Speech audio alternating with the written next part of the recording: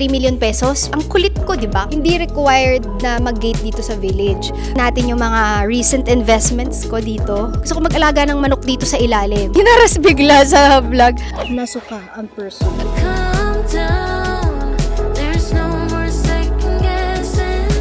Coming to my senses. Spinning all.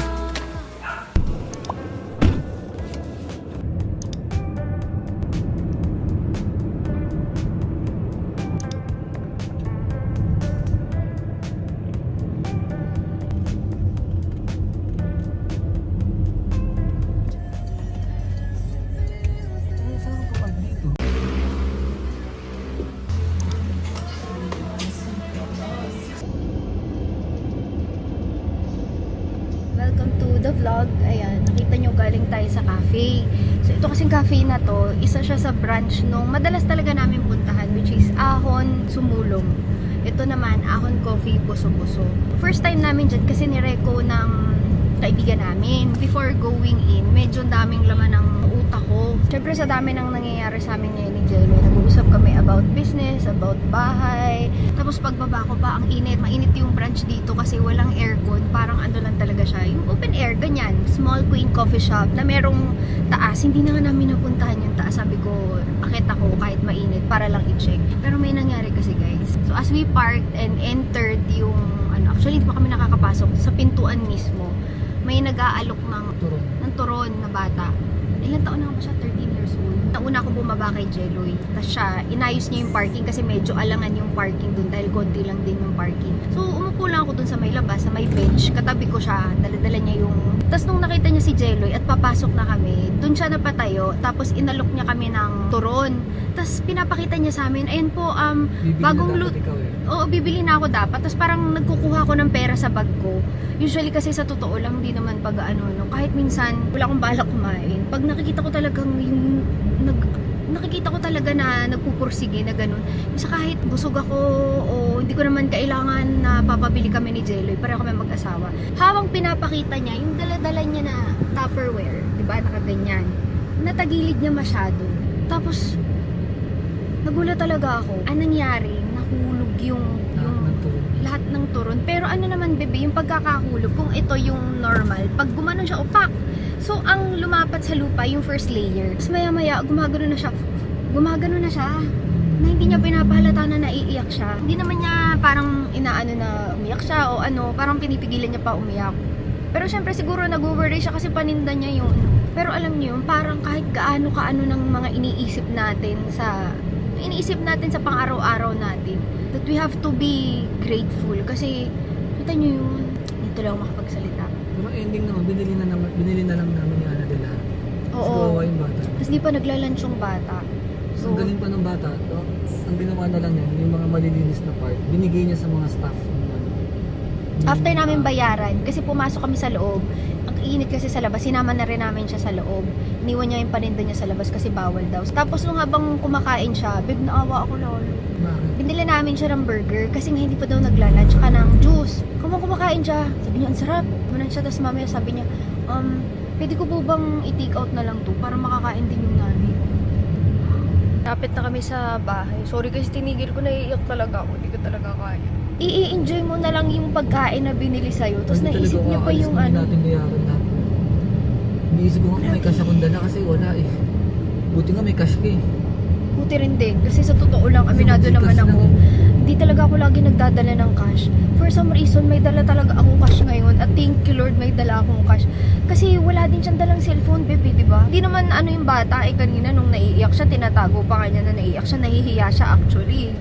Tsaka ano, kumuha lang siya ng 5 peraso, no? Kasi yun ang plano niya ipabenta sa atin. Discard na lang yung iba. Oo, yung nung nahulog Hindi, sabi ko siya, din hinanap ano, niya lang yung parang parte na nahulugan. O, tapos yung safe yun yung bibigay niya sa atin. Kasi parang nung nahulog, parang nag-aano siya, may sinasabi siya, hindi ko naiintindihan na parang niisip niya ni kung ano yung gagawin niya dun sa mga nahulog niya na paninda. O, ginawa na namin, unang-una, tinanong muna namin ang pangalan niya para may ma-relax yung bata. Tapos, Oo. pinabilang na lang natin yung mga release. Hindi ko okay lang yan, bilangin mo Oo, sabi ko na lang, ganun talaga, minsan talaga nangyayari yung ganyan, bilangin na lang natin, ganyan. Sabi namin next time, mag-ingat na lang din siya kasi kung sa iba nangyari yun, baka hindi na siya Oo, sabi ko nga sa kanya, hawakan mo ng mabuti lagi yung paninda mo. I-check mo kung nakaklip ba ng maayos. Kasi parang medyo yung Tupperware niya eh. Medyo mahuna-huna. Pero grabe talaga yung alam mo yun. Pag minsan na magigilty kay na hindi naman ako nagrereklamo or sa buhay ko ngayon. It's just that, of course, life. May mga stress, may mga dapat i-deal with. Pero pag nakikita mo yung mga ganito, parang marirealize mo na, Lord, sorry. Yun talaga yun, Lord, sorry.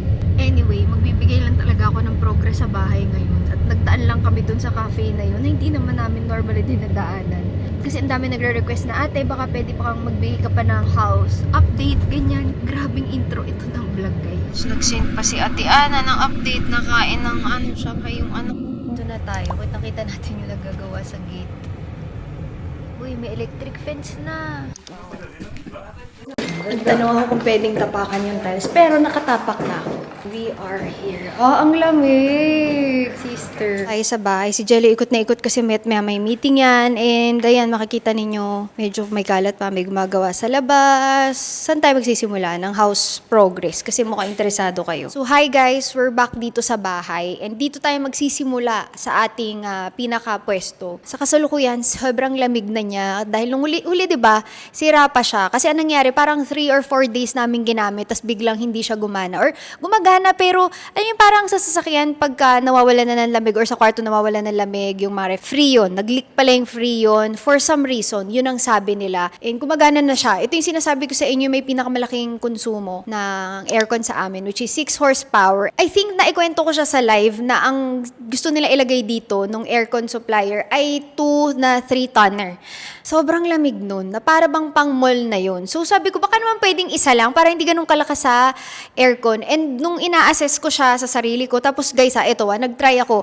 Yung 2 quotation na nakuha ko sa aircon, pinasok ko sa ChatGPT pareho. But before ko ipasok sa ChatGPT, meron na akong sariling, kumbaga naman tawag dito, sariling judgment. Ang sabi niya, okay naman na daw na hindi 3 tonner, na pwedeng 6 horsepower na lang na isang peraso, ceiling mounted. Kasi yung 3 tonner na yun yung parang 2 package type or floor mounted, yung malaki na ganyan. Nakakapangit talaga ng itsura, hindi nakakabahay, nakaka-commercial ang dating nun. So, buti na lang ito yung pinili natin. Kasi ito pa lang, giniginaw na tayo. Imagine guys, wala pang mga kortina dito. Ang meron pa lang ay yung film, window film, architectural film from Stealth Film, yun yung tint na ginamit natin na so far, tingnan natin. Sa kasalukuyan, kung titingnan lang natin, kung babasahin lang natin sa naked eyes, ganyan. Wala naman siyang mga bubbles. Wala rin kami nakikitang yung parang mga nakaangat-angat sa dulo-dulo kasi kinakat nila yan per panel. Okay naman siya, pero babalikan pa to, I think after a week pa ata ito, no? Tapos sa kanila lilinisin, i-check kung may mga nakaangat, ayan. So may kasama siya dun, di ba? Check up. So installation after 1 to 2 weeks check up with them. So far, okay naman at malaki ang tulong para at least hindi overworked ang ating aircon. Ang kulang pa dyan ay kurtina na gagawin na very soon. Unahin muna nating linisin ito with BCB. Now, alin ang next? Ito. Pakita natin sa kanila ang ating canopy. So, I ordered a canopy. Ito din, ang dami nagtatanong sa akin ito. Wala akong palink nito guys kasi nakita ko lang sila sa Facebook Marketplace. So, marami kasing klase ng canopy. It's just that it will depend sa space na gagamitin ninyo. Itong space namin is I think 6 by 4 meters. And yung size daw na 6 by 4 meters should be custom na. Pag custom, ang laki talaga ng diferensya. Like, times 2 yung presyo. So, ito nga yung kinuha namin. I ended up with the 6 by 3.5. Pero ito din ay hindi motorized. Kasi nung una gusto ko motorized. Pero to be honest, ang point lang naman nito is if tag-init, kailangan namin siya i-open para kahit tanghali, pwedeng gamitin. Pag tag-ulan, para hindi siya magkuha ng tubig sa gitna, isasarado na natin to. For tag-init only. Kaya sabi ko, pwede na kahit hindi motorized. Hindi naman laging gagamitin eh. Pati pag motorized to, yun ang problema natin. Wala naman tayong abang. Lahat ng gamit dito ay parang walang abang. So, magtitik-tik na naman, napakahirap. So, perfect na. Tingnan nyo yung sa taas na yan. Manual siya. Meron siyang crank na nakasama na tinago siguro ni Kuya. Tapos every time na kailangan mo siyang isarado, parang meron kang isasabit dito. Tapos iikot-ikot mo lang siyang ganun para magsarado siya. So okay lang naman, hindi naman siya like grabing hirap gawain. Unlike yung mga kurtina sa loob, yun ang motorize ko kasi yun ang hassle. Ito kasi pag sinarado mo, sarado na lahat. Yung mga kurtina, every panel, maghihila ka ng ganyan. Sobrang nakakapagod yun. Tapos kung gusto mo na lang itaas, bago mo matapos sa itaas lahat, sobrang tagal. So doon, for me practical reasons, that one is motorized para isang angatan sila lahat for the view. Ito, isa lang naman ang ikakrank mo na ganyan. So okay na ano dito, manual.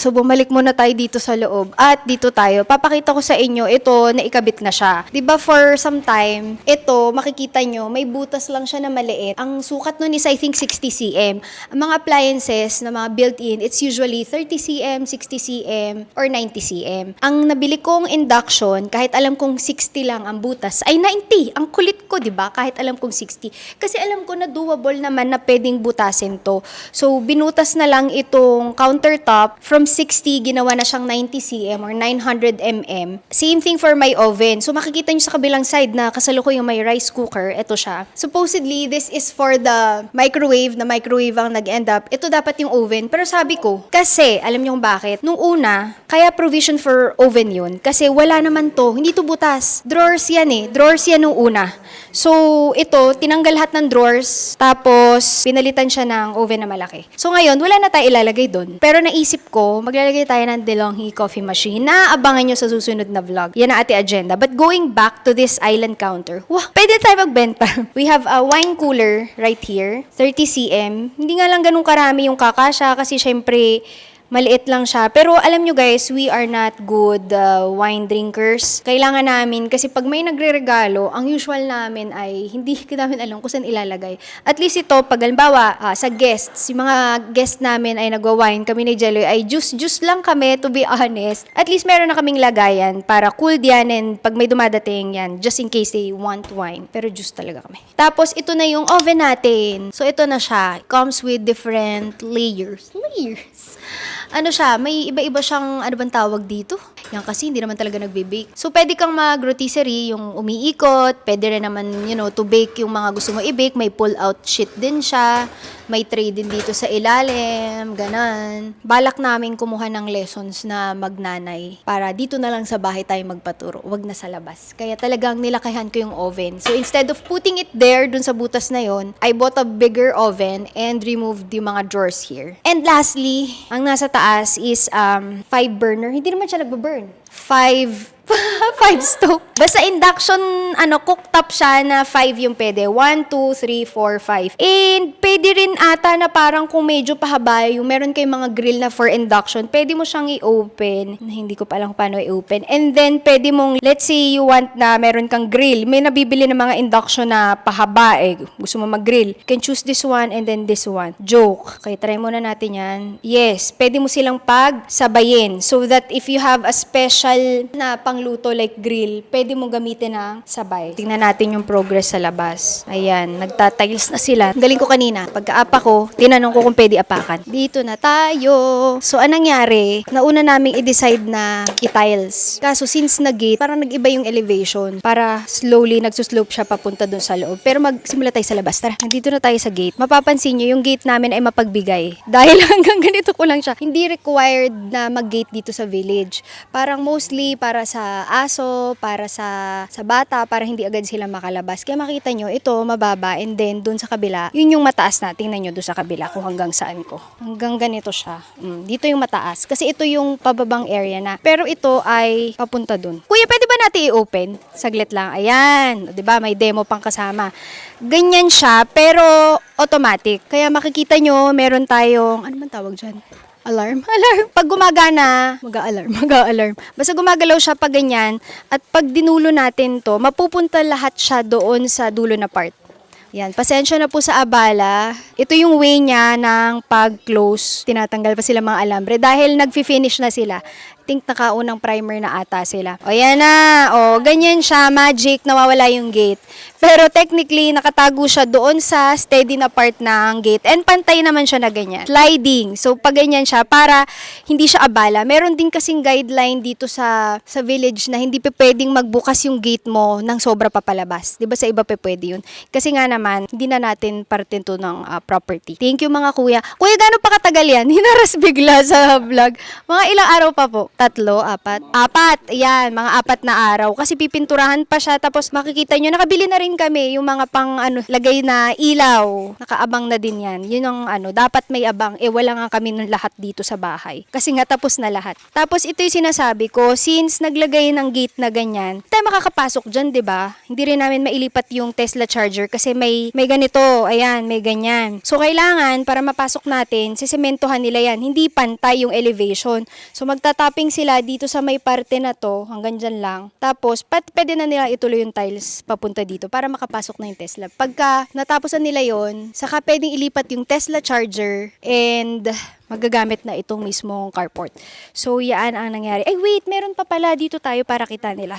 Dito sa kagubatan na gilid namin, ayan, nandito pala sila kuya. Kaya sabihin na sila kuya. Ayan sila, they are installing the electric fence. Yes, di ko alam kung ano specific electric fence. Basta, pag naglalagay pala na electric fence, kailangan talaga meron kang signage na danger, ganyan. Di ba? Nakalagay yun dun sa guidelines na kailangan aware yung mga tao na merong ganyan. Akala ko kasi, panakot lang.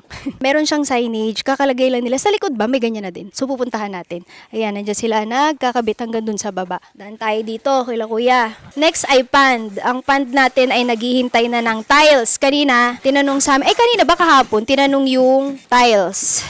At ayan na siya ngayon. Medyo ang laki pala ng pand, no? Hindi parang malaki siya. Para sa, ini-imagine ko, na palaki. Ano nga ba to? 3x3? 3x3 meters. Ayan na siya. Nalagyan na ng ilaw. Ayan, nagre-react na yung smart lock. Ito siya daw ang pag-usapan. Meron na rin kami mga smart lock. Para na rin siyang merong CCTV sa smart lock. Dito tayo ngayon dadaan sa likod. Sa ilalim. Sa likod. Sa ilalim. Sarap dito sa loob. Para ko nasa mall. Ang sarap nga dito sa loob kasi yung aircon, abot dito. Ito, alam nyo na. These are the IKEA cabinets. Ito yung itsura ng IKEA cabinets. I think I wasn't able to show doon sa mismong vlog kung ano yung content niya sa loob. Kasi wala pa naman talagang laman. Pero ito yung mga pinili kong inserts. Ano ba tawag dito? Basta yung mechanism that I chose for each cabinet. Ito siya. Ito I will use for mga cleaning tools, mga need na isabit, ganyan. Pwede mo siyang iikot-ikot kung saan mo ilalagay. Wait lang, mali ang lagay ko. Yan. Same for this. Pwede mo siyang ilipat kung saan dyan. You can customize. And ito ding mga to. Pwede mong iba-ibahin. Ito, nakikita ko, dito namin itatago yung mga cleaning stuff na hindi siya nakikita sa gilid-gilid. Usually kasi ang mga cleaning ay nakalagay sa dulo, sa ano. Ito, may sarili siyang pwesto. Now, ang next nating cabinet door ay merong drawers. So, ito yung mga deeper drawers. Ayan.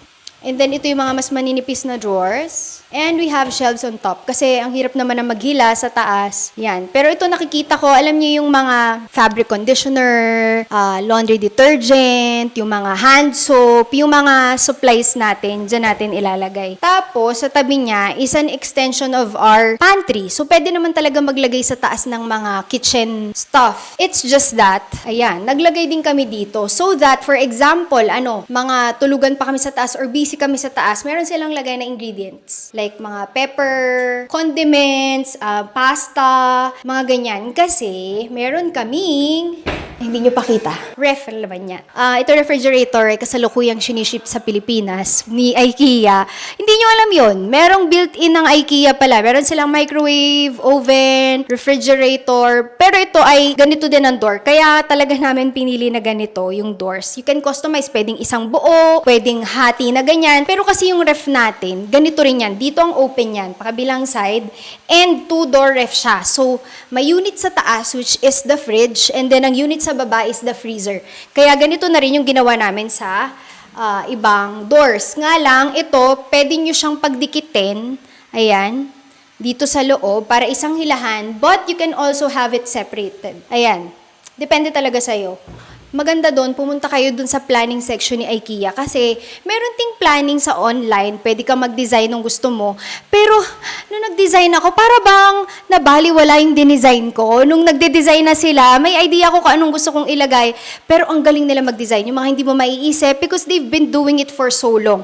So, makakapag-suggest sila. Now, on to the other side, ayan, ang dumi na niya ngayon kasi ang dami nangyayaring construction. Pero kasi ito, kung tutuusin, hindi mo na alam kung anong ilagay mo dito, 'di ba? Ang kagandahan dito, pwede pang maglagay ng storage. Actually, ito, meron pa nga kami mga galing sa Shopee, trash can yan, sampayan, ito yung wagon ni X, extra stuff. Saka na natin i-organize kasi nga mayat maya, merong kailangan itago, kunin, dyan na lang muna. Maglilinis muna tayo. Pero ito, sayang 'di ba? Kahit naman kasi maliit yung space dito, malalagyan pa rin siya. So, sayang yung space. Tapos, meron siyang parang 3 layer sa loob. Ito, katulad nito, no? Iyan ay mga bumbilya na tinanggal namin kasi sobrang warm. Medyo nahihirapan ako pag super duper warm. Aesthetic siya tingnan, alam nyo yun. Ay, isa pa pala yun. Pinalitan namin lahat ng ilaw dito except for the outdoor. Sa outdoor, warm siya. Pero dito sa indoor, I chose the 4,000 Kelvin. Yung pinalitan namin, para specific talaga ako maghahanap kayo. 2,700 Kelvin, warm yung nilagay nila. Pero pinalitan ko ng 4,000 kasi kahit gaano ka-aesthetic at relaxing ang 2,700 Kelvin, para pag nagbablog din ako, medyo malinaw-linaw pa. Dito kami sa 4,000 Kelvin. So, yung mga excess, nilagay natin dyan. And meron pang mga iba pang mga lagayan. Very, very useful. Instead of, just leaving this behind. And I also learned sa feng shui na yung mga area sa ilalim ng stairs, pag napapakinabangan yan, much better. Actually, kahit di naman feng shui, much better talaga. Pero, if you wanna make it more useful, much better. Hindi siya cluttered tingnan. Maliban doon, naaayusin pa natin sa susunod na mga videos.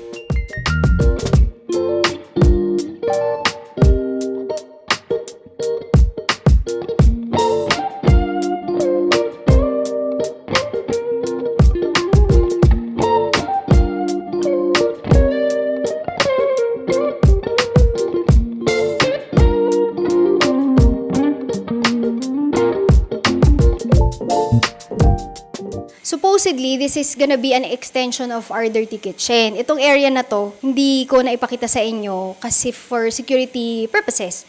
Pero pinakita ko, itong part lang na to, yung iba hindi. Dito rin yung area kung saan sila ate. Kasi nagtataka kayo kung may rooms daw ba yung mga ate. Yes, we have extra rooms, 2 extra rooms for the staff. Dito sila. But anyway guys, ito na ang ating solar setup. So we have 2 inverters and then 4 batteries. Medyo puno yung bubong namin ng solar panels para talagang ma-harvest natin since nasa taas na rin lang tayo ng bundok at mainit, maaraw, ma-harvest natin yan, then we will be storing it dito sa ating batteries. Medyo intense for a household itong setup namin. Sabi nung nag-install sa amin, these are mostly for parang papasa na daw na commercial. Yun ay according to sa supplier. Hindi namin alam kung sinabi niya lang yun o yun talaga yun. So far, sa lahat ng mga nasuspend na electricity dito nung nagawa to, wala pa kaming nakukuha sa grid, which is Meralco. So itong setup namin ay hybrid setup, meaning hindi naman kami cut off sa Meralco, which is off-grid ang tawag doon. Dito naman ay pagpasok sa hinarvest yung mga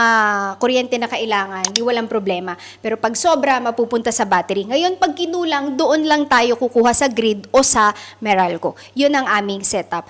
And we are hoping for zero bill. Sana. On good months, yung hindi tag-ulan, sana zero bill. Pero babalitaan ko kayo, napakadami nagtatanong sa akin ng solar supplier. Hindi ko lang maibagay agad kasi syempre, hinanap lang namin sila online. Kung hindi siya uubra sa amin, ayoko na sanang i-share kasi hindi birong gastos ang solar, guys. May kamahalan siya. Pero kung magiging honest ako, no, itong supplier natin na to, hindi siya yung pinakamura, pero hindi rin siya yung pinakamahal. Meron pang nag-quote sa amin noon na may 3 million pesos, parang ganon. Depende talaga sa budget ninyo. It's just that for me, gusto ko ng performance, pero sana pasok dun sa budget namin.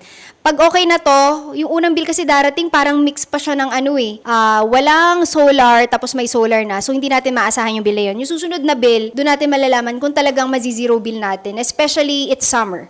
Sa rainy days, let's see, babalitaan ko kayo lagi sa vlog kung ano ng sitwasyon nito before I share with you our supplier. And another thing guys, nag-chat GPT rin ako dito. So pinasok ko yung mga different quotations. Ang galing ni chat GPT, talagang in-expound niya kung magkano ang in-spend ko per kilowatt power na kayang i-provide ng solar providers. And ito rin yung nanalo doon. Sabi niya, ito na yung best quotation. Sa budget ko, ito rin yung nanalo, yung kumbaga pasok sa budget. Kasi even before buying the house, ang ginawa ko talaga guys, ito yung bayad para sa bahay, ito yung gagastusin ko pa para sa bahay. Kasi hindi naman yun nag-end na binili nyo yung bahay. Ang mahal. Kasi sabay-sabay yan. Ang laki pa ng gagastusin ninyo kasi may gate, kung gusto mo maglagay ng pond, may solar, may internet, iba pa ang furnitures, ang appliances. So even before buying this house, talagang kinumpit ko yan kung pasok kami sa budget. And bukod pala dito sa solar setup, kailangan ng solar setup niya,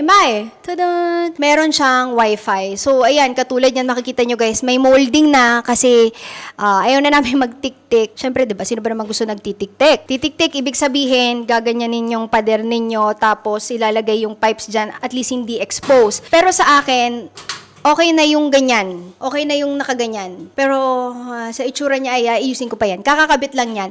Kailangan nyo guys ng internet na malapit sa mga solar inverters ninyo para ma-monitor nyo sa phone ninyo. Pero in our case, isa yung main namin. Main namin nasa first floor. And then we've put 3 extenders. First floor, second floor, and dito sa basement. Lalo na dito sa solar, kailangan ng extender or ng wifi. Kasi kung hindi rin niya sa inyo maibibigay yung current reading. Actually, nung unang kinabit, parang nga extender lang namin, first floor, second floor, hindi talaga kaya itong third floor. Naaabot, pero pagka sinarado mo lahat, hindi na rin eh. So, much better talaga if meron kayong wifi next to the solar inverters para mas better yung reading. And yun lang naman na mabibigay kong update sa ating solar. So, for this week, so far, wala pa tayong kinukuha sa Meralco. Thank you, Lord. Sana po tuloy-tuloy lang yan. Hindi ko lang masasabi pag tag-ulan. Siyempre, ibang usapan yung tag-ulan. Ngayon, bababa tayo, papakita ko sa inyo yung sa electric fence. Kasi sana maging lush itong area na to. Pero kinat yung mga bamboo dahil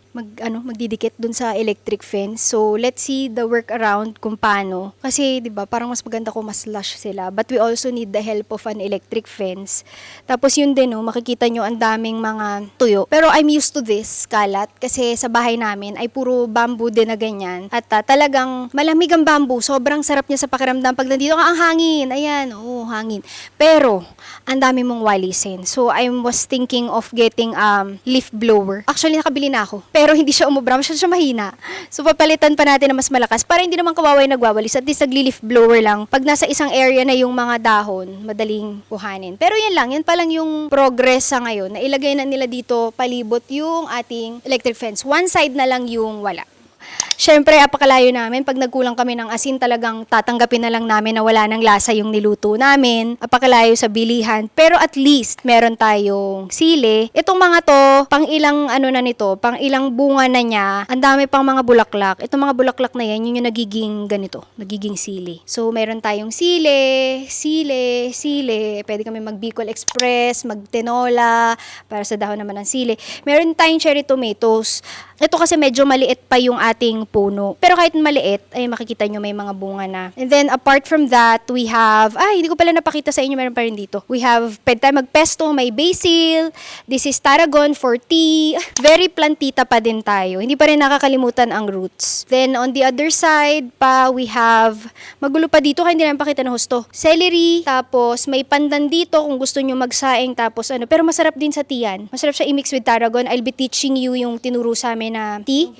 Field trip ni X, sobrang sarap. Ang sarap ng mix na yon. It was a mix of tarragon, pandan, mint, and stevia. No sugar added. Pinakuluan lang yung mga dahon na yon. Sis, pag ininom mo, ang sarap. So, we'll be doing it sa vlog. I-try ko muna ng akin. Kasi nakita ko lang pinaghalo-halo. So, pag-halo-haloin ko lang din yun. Pero try kong maghanap ng tamang mix. Papakita ko sa inyo. Pero bukod doon, we have spring onions. And then, ito yung ating mint. Ito yung stevia. Ito pa, cherry tomatoes.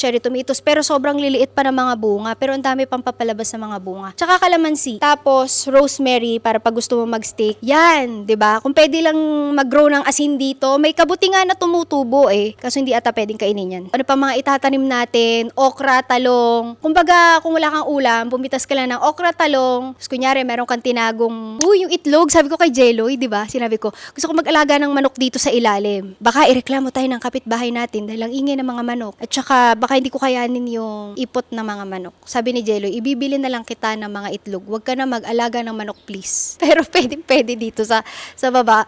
Pwede silang, yung papakawalan mo lang dito, like kunyari, pwede na ba yung 3 manok, 4 na manok? Tapos papakawalan mo, ang problema para sa probinsya, bago ka tumapak, titingnan mo muna yung aapakan mo kung merong tao dito Tao po. Uy, ang dami yung butas nga. Sir, mag-video lang kami sir ha. Mukhang maganda. Mukhang sulit naman. Mukhang dyan siya tutulog pag pinalabas ko siya ng kwarto. Pero, eto guys yung sinasabi ko sa inyo. Kala mo, bumili ka ng tapos na bahay, hindi ka na magbubutas. Hindi, lalo ka magbubutas. Nagpalabas tayo ng linya for the chandelier, ito sa may foyer. Tapos, para magawa nila yan, syempre, nagbutas sila dito sa may conduit dito. Diyos ko guys, ang daming butas ng bahay. Parang manghihinayan kapag binubutasan siya. But at the same time, ayoko na exposed yung pipes. So, there's no way kundi magbutas, di ba? So, ayun na siya. Butas dyan. Butas dito, bago tayo pumasok sa loob. Ayan, ayaw kong papasukin. Smart lock. It's just that hindi pa siya nakaprogram. Ang kinuha ko lang yung pinakasimple for the rooms. Ito, fingerprint lang ito, or di kaya RFID card, or di kaya number, passcode. Yan. Uy! Meron na tayong mattress.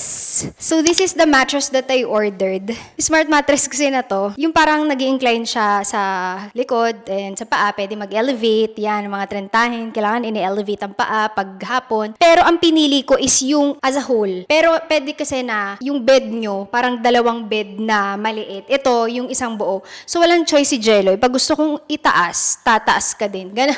Ang taray niyan. Hindi ko na pinaghiwalay. Ang pangit kasi pag humihiga, tas parang may, alam niyo, parang buta sa gitna, tas nagsushoot ka doon. Ready na yan, just in case dumating ang ating bed frame. Naka-order na rin pala kami sa IKEA, guys. Kaya makikita nyo yung mga tinanggal. My dilemma is, itong room na to, gagawin naming office closet. Pero, hindi ko natatanggalin to. Kasi sayang naman, isip ko, ipapabakbak ko, gagawin kong small vanity area.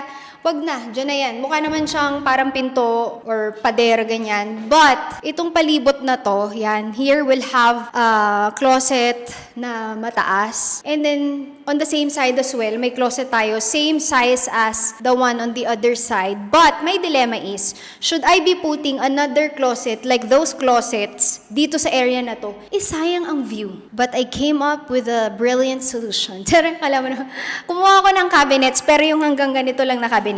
Ganitong kataas. So, itong area na to, maglalagay tayo ng cabinet na mga hanggang dito ko lang. Magagamit mo, may utilize yung storage, and then I'll be putting a plant here, and then a plant there. But maybe just faux plants, artificial na dito. Sa sobrang daming didiligin nila ate, ayoko nang isipin pa nila na may plants pa sa loob ng room. Yan, wala nang pagdidilig na mangyari dito. Dahil kahit ako, baka hindi ko na rin madiligan. Faux plants. Tapos siguro here in the middle, ay hindi, bumili pala ako. Oo, yung Alex lang, yun lang ang kinuha ko. So, I also have like a small parang table, desk in the middle, like an office. And yun, pwede ko pa rin makita yung view just in case gusto ko makita yung view. And then, carpet, yun ang balak. Order na no isang araw. We're just waiting for the delivery the following week. And then, sila yung mag-i-install. Alam nyo guys, ito pala no, like especially for mga cabinets, ganyan, I would suggest that you have them install it for you. Kasi pag ikaw ang nag-install, may mga lapses sa gilid na hindi siya ganun ka-fit. Pero pag sila nag-install, makakasuggest sila na, ma'am, bili tayo ng isa pang pirasong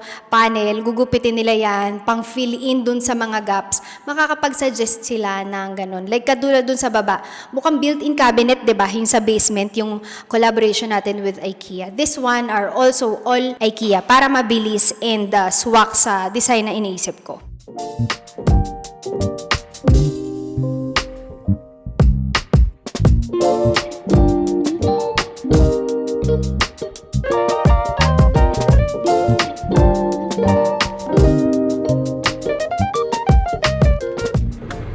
Right now, we're going to the Sports Plaza.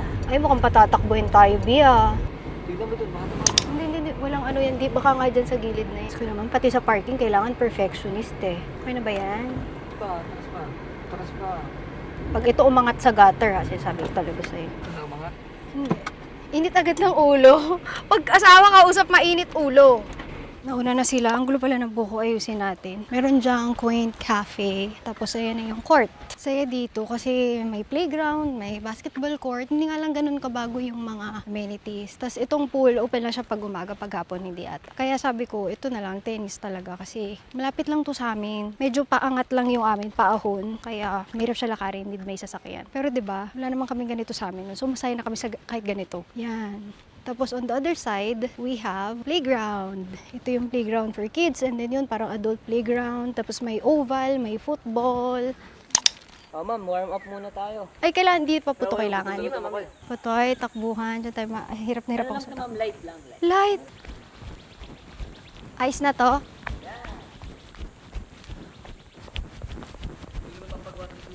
Dala pa.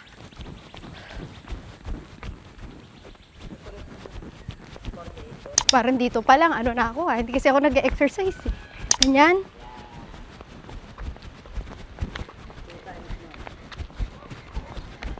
Parang dito pa lang madadapa na ang person. Pag po ba papaluin yung bola, nakadiretso to o nakaganon? Chico, kung saan mas malapit na center of gravity. For example, lalaki, center of gravity namin, chest level. Kaya ngayon, kala-align siya nito. Kaya straight yung palo namin. Pag nanonood naman po kayo, katulad nila Alex Ayala, center of gravity ng babae, hips. Kaya pala ang parang palo nila nag-automatic siya nakaganto. pag ganun. Palo nila naka-align siya dito. Mas malakas yung ganun nila. And, Eh, bakit may twirl? May twirl! check nyo, hindi siya naka-straight. Minsan, ang nangyayari, naka-straight siya, kaya ang nagiging contact niya, nakaganon. So, dito po tatama? Apo. Ngayon, ang nangyayari, minsan, naka-straight to, di ba? Nakaganyan. So, siya na siya.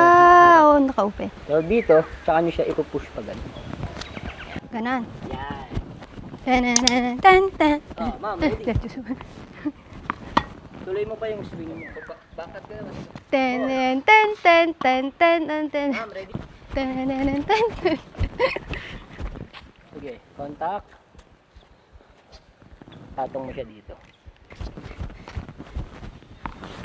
Yan. Gusto nyo to eh. Pero with last time kasi parang tinuro lang since, ano ba to? Pang third. Yung paunang beses kasama namin mga kaibigan namin, sila marunong na kami. First time na may Meralco. Second, dito na. Pero ang tinuro nun ay forehand, backhand. Tapos ngayon, may drills. Yung cone na yung, hirap nung para ka nagtitinig din sa cone. Yung talaga yung, parang nandito na yung tibok ng puso ko. Dahil wala akong workout. Pag wala kang workout, pinag-drills ka, wala talaga sis. So, asawa ko muna. Susuka ka pa nga dito sa gilid. Rinig na rinig sa mic ko. Pag sumukak mo. Ito ba yung thumbtail? Tennis. Nasuka. Ganon. Dito lang tayo sa gilid. And wait lang. Tayo ko kayo guys. There you go. At nasuka ako. Yes. Jelly, nasuka ako. Oo. Nabinyagan na. Charit. Yeah, oo. Kasi bago pumasok dito sa court, ang ginawa ko dun sa kape, ang hinayang ako, ininom ko ng mabilisan. Nasuka ang person. Nagdidrills kami. Parang dito ko napatunayan na talagang walang kaano-ano yung katawan ko. Kasigla-sigla. Mabait lang talaga sa akin ang asawa ko. Pero nasuka ko dahil wala tayong exercise. Walang workout. Walang kahit na anong galaw. Kahit nga lakad eh. So, yan. Baka nabigla or baka talagang yung signs of aging. Ayaw tanggapin. Ano nangyari? Paano? Na ang asawa ko ay mukha pa rin fresh. Tingnan nyo na may itsura kung lapot na lapot. Wait lang ha. Be, ano na be? Ano na yan? Tingnan yung itsura ko. Si Jelly. Hindi siya gano'ng pinagpapawis. Pero ano, masaya siya. Wow! Sobrang saya niya. Nasuka ako. Yes. Wala kasi talaga akong ka-workout. Bilang mahina ang pangangatawan.